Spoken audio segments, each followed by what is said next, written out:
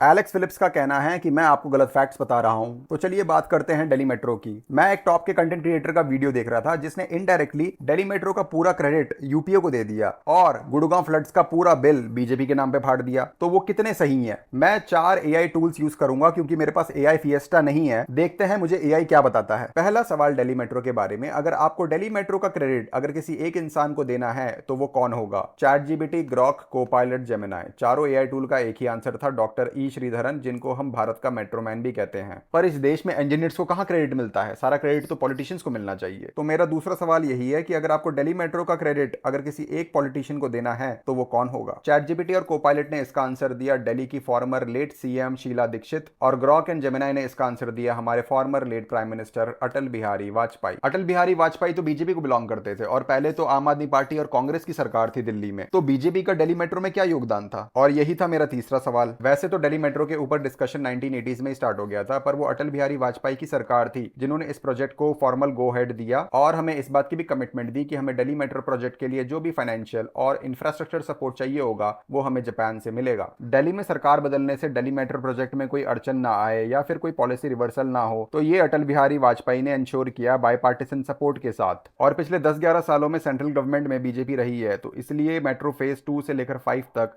आपको consistently funding मिलती रही। अब दिल्ली में जब बीजेपी की सरकार है तब उन्होंने ये अनाउंस किया कि भविष्य में दिल्ली मेट्रो 24/7 चलेगी। एक सवाल मैं आपसे पूछता हूं कि दिल्ली में तो आम आदमी पार्टी की सरकार थी और यूपी में बीजेपी की, तो Delhi Meerut rapid rail transit system का क्रेडिट आप किसको दोगे? पर मैंने ये सुना था कि ई श्रीधरन अपने किसी भी प्रोजेक्ट में किसी भी टाइप का पॉलिटिकल और ब्यूरोक्रेटिक इंटरफेरेंस पसंद नहीं करते थे। I don't know why some bureaucrats are not able to function, shore up your perseverance and prepare for maximum resistance specially by political expediencies. ये सारे कोट्स और स्टेटमेंट्स उनके फ्रस्ट्रेशन को दिखाता है। पर वो पॉलिटिशियंस और ब्यूरोक्रेट से फ्रस्ट्रेटेड क्यों थे? जैसे for example railway ministry under Mamata Banerjee push कर रही थी कि ब्रॉड गेज कोचेस यूज किया जाए, पर श्रीधरन जी स्टैंडर्ड गेज कोचेस यूज करना चाहते थे क्योंकि वो शार्पर टर्न्स ले सकती थी, ब्रॉड गेज के कंपैरिजन में लाइटर थी और उनकी इंटरनेशनल अवेलेबिलिटी ज्यादा थी। मतलब विदेश से हम स्टैंडर्ड गेज कोचेस आसानी से इंपोर्ट कर सकते थे। और जब मिनिस्ट्री उनके फैसले के खिलाफ गई तो उन्होंने सीधा रिजाइन करने को ऑफर कर दिया। He later reflected on this movement through the lens of the Bhagavad Gita, deciding to stay and fulfil his duty despite resistance. अगर लाइफ में आपको पता है कि आपका डिसीजन राइट है तो आपको किसी के भी आगे झुकना नहीं चाहिए। तो देखा आपने what strong and great personality this man has,